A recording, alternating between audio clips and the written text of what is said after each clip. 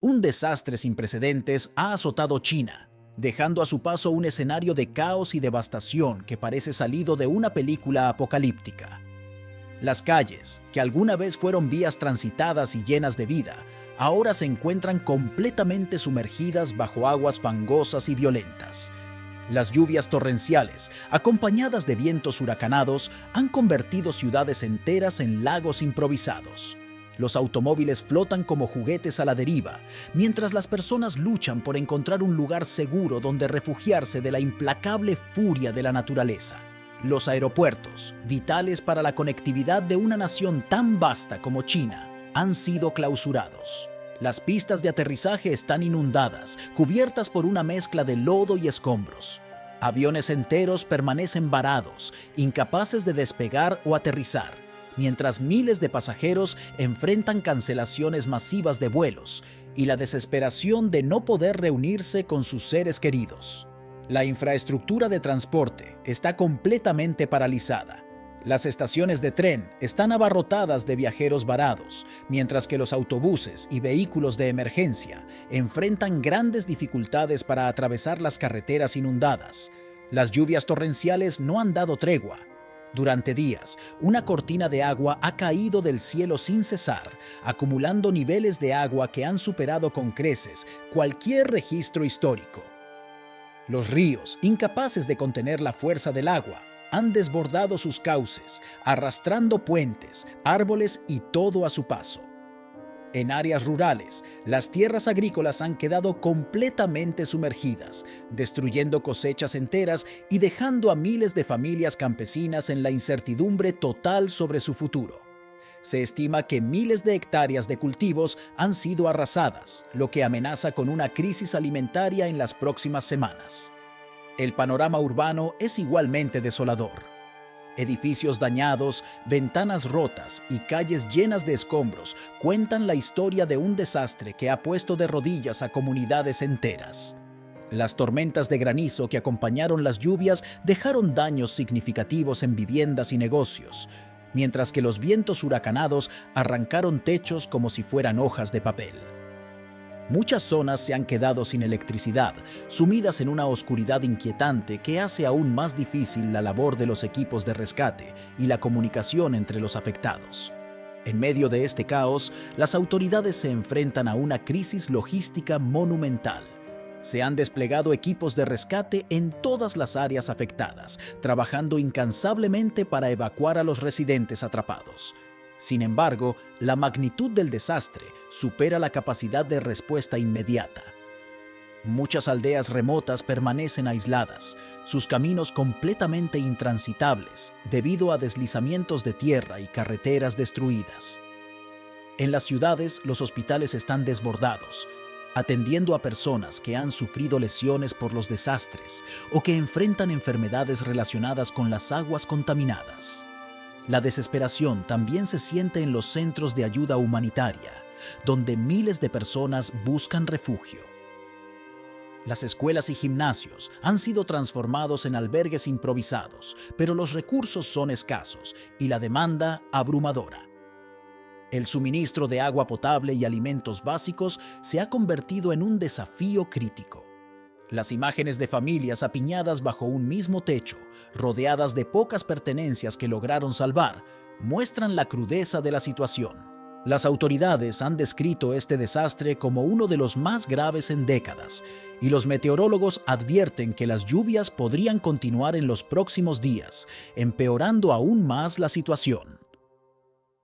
Este evento ha dejado una huella imborrable en la nación, no solo en términos de pérdidas materiales, sino también en el espíritu de su gente, que ahora enfrenta la ardua tarea de reconstruir sus vidas desde los escombros.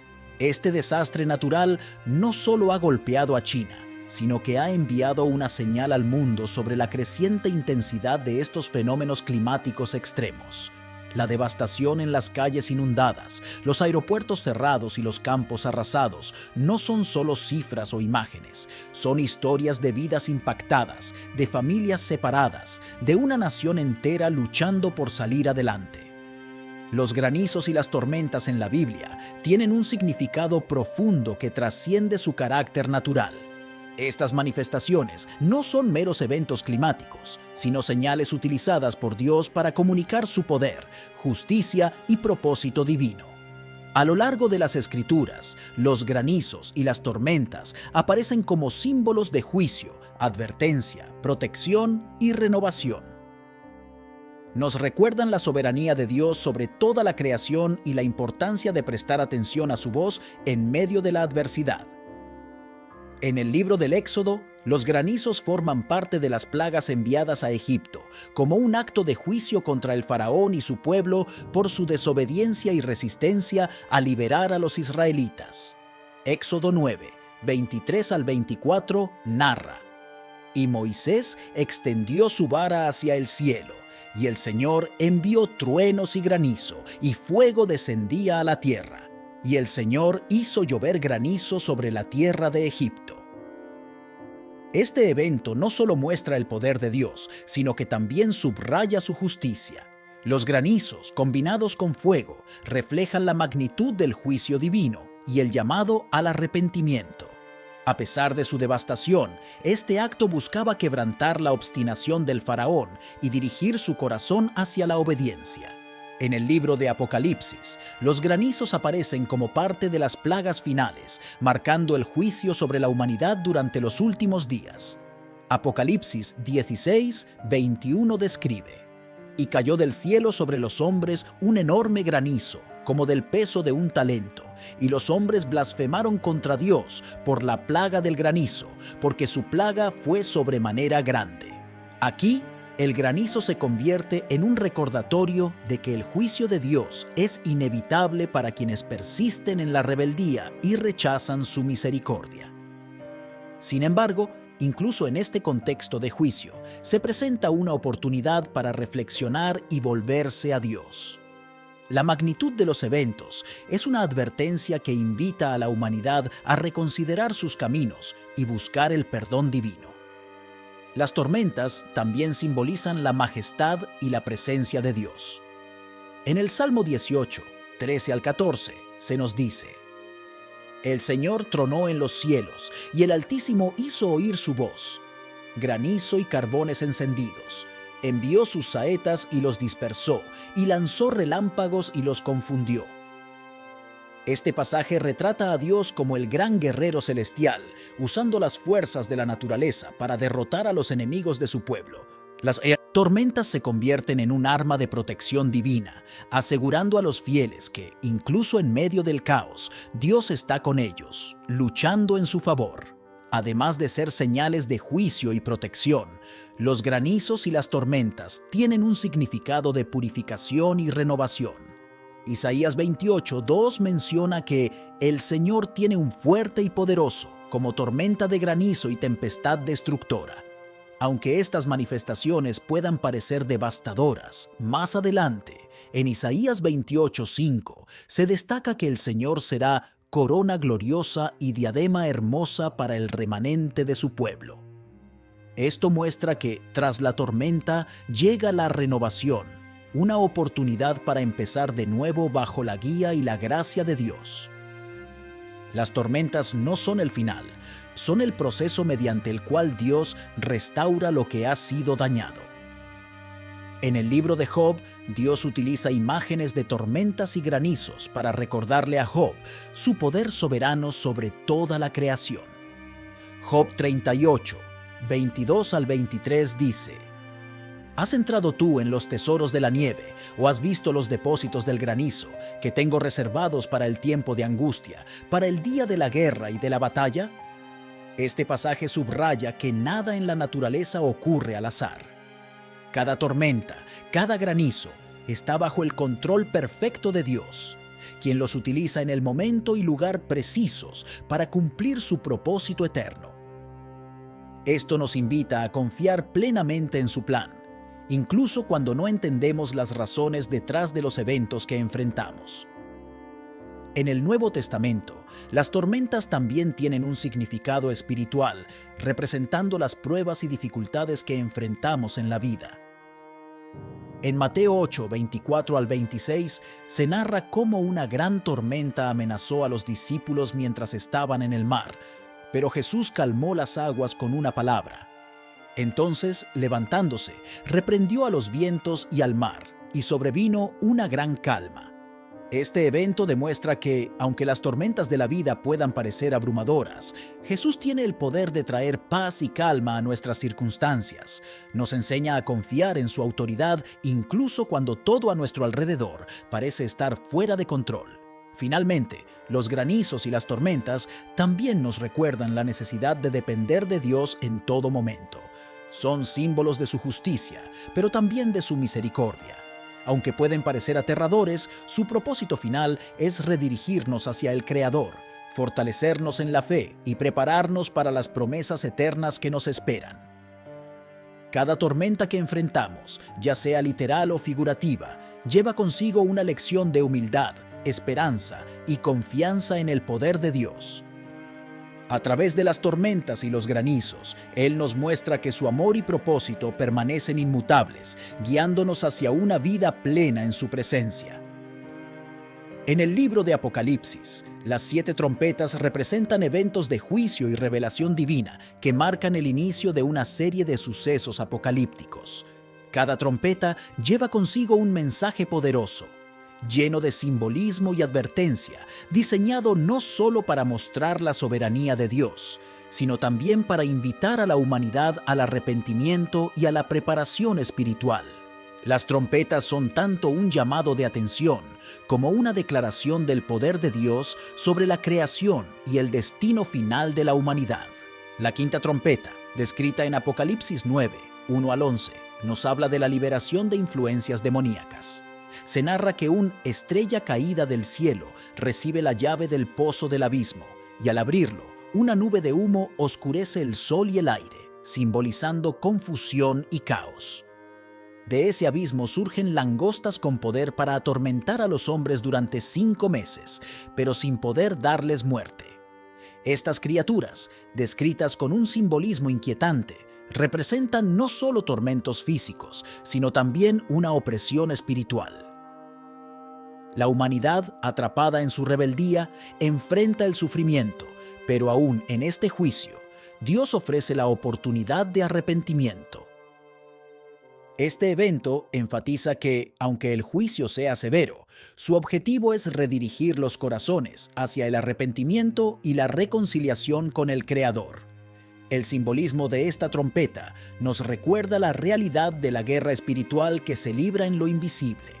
Efesios 6, 12 dice: «Porque no tenemos lucha contra carne y sangre, sino contra principados, contra potestades, contra los gobernadores de las tinieblas de este siglo».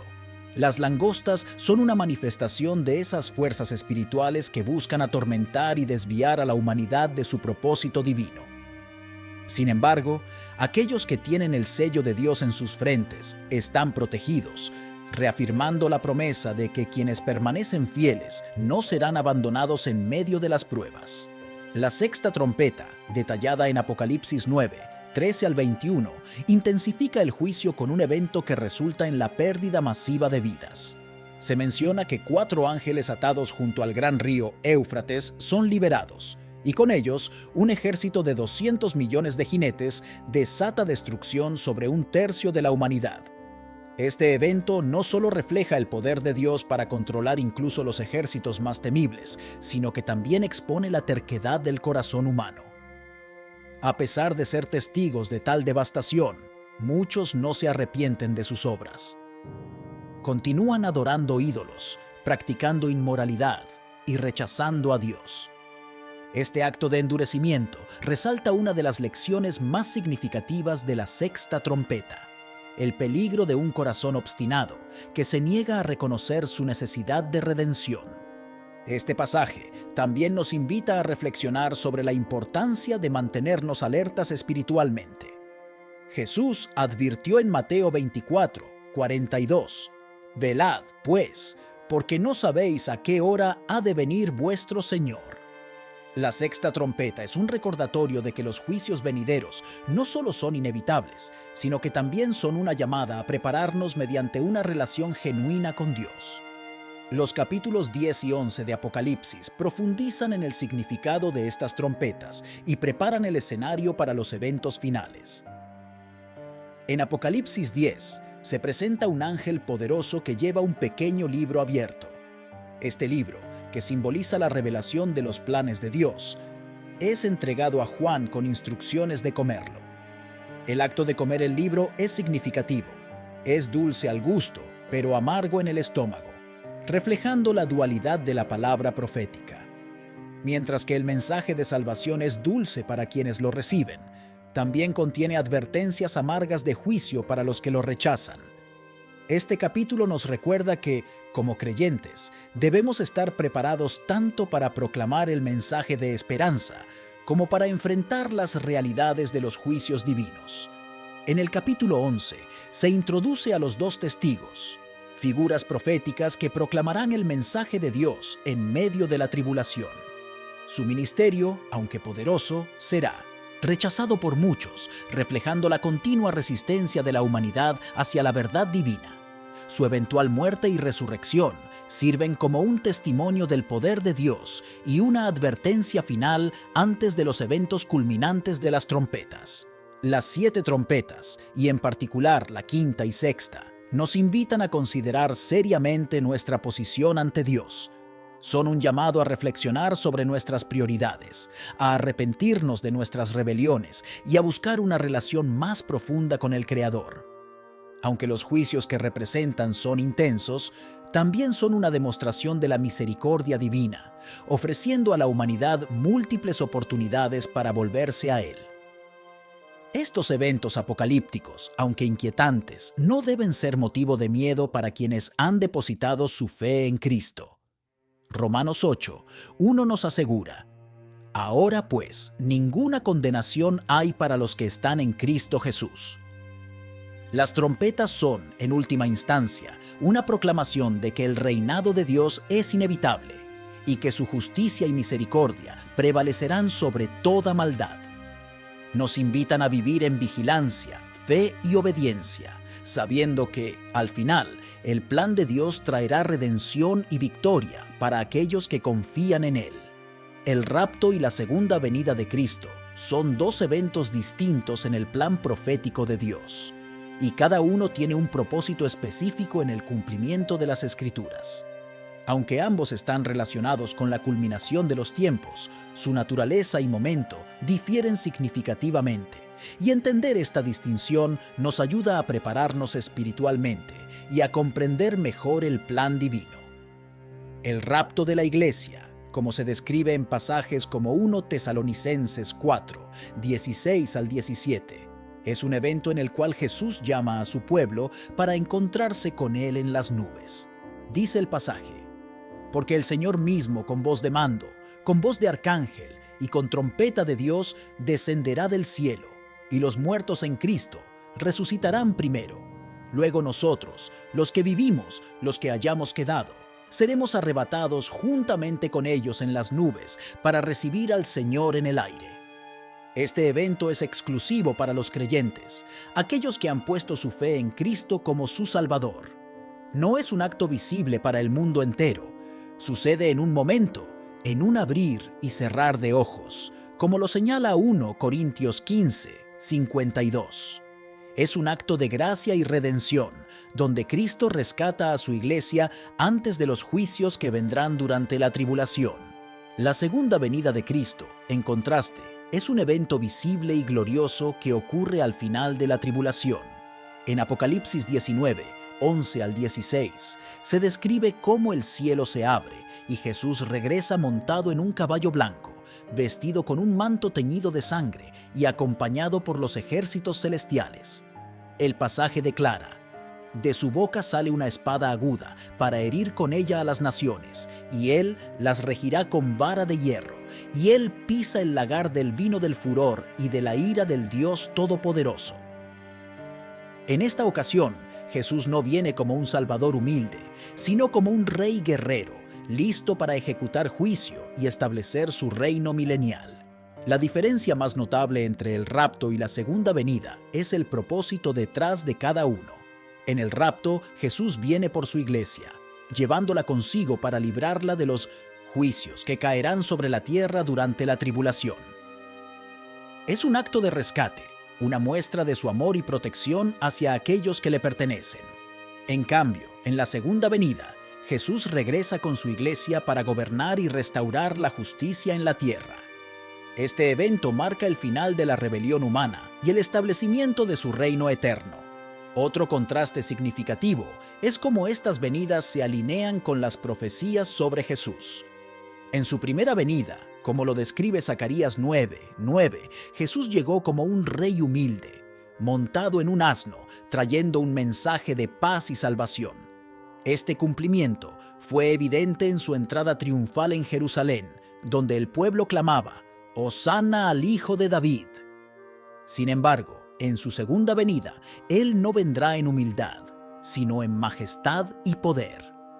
Apocalipsis 19 lo presenta con un título grabado en su muslo: Rey de Reyes y Señor de Señores. En lugar de ofrecer paz a un mundo que lo rechaza, vendrá a ejecutar juicio contra las naciones y a derrotar a todos los enemigos de Dios. El rapto y la segunda venida también difieren en su impacto sobre el mundo.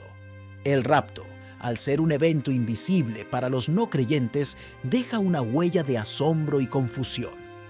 Millones de personas desaparecerán y el mundo se enfrentará al inicio de la tribulación, un período de sufrimiento sin precedentes. Por otro lado, la segunda venida será visible para todos. Mateo 24:30 dice: «Entonces aparecerá la señal del Hijo del Hombre en el cielo, y entonces lamentarán todas las tribus de la tierra, y verán al Hijo del Hombre viniendo sobre las nubes del cielo, con poder y gran gloria».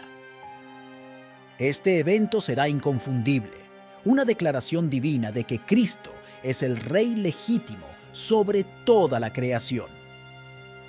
Es crucial comprender que el rapto precede a la tribulación, mientras que la segunda venida concluye ese período de 7 años. Durante el rapto, Jesús no toca la tierra. Los creyentes se encuentran con Él en el aire. Sin embargo, en la segunda venida, Él literalmente pondrá pie en el Monte de los Olivos, como lo profetiza Zacarías 14:4. Y se afirmarán sus pies en aquel día sobre el Monte de los Olivos, que está frente a Jerusalén al oriente, y el Monte de los Olivos se partirá por en medio. Este acto no solo señala el retorno de Cristo, sino también el comienzo de su reino milenial. La primera venida de Jesús como el Cordero de Dios y su próxima venida como el León de Judá nos muestran las dos facetas de su misión divina. En su primera venida ofreció salvación. En la segunda traerá juicio y restauración. Esta dualidad nos recuerda la urgencia de estar preparados.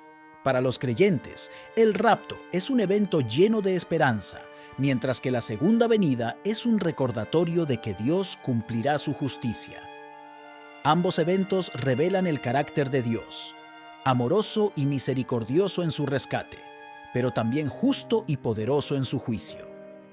Nos invitan a vivir en fe y obediencia, recordándonos que cada promesa de Dios será cumplida.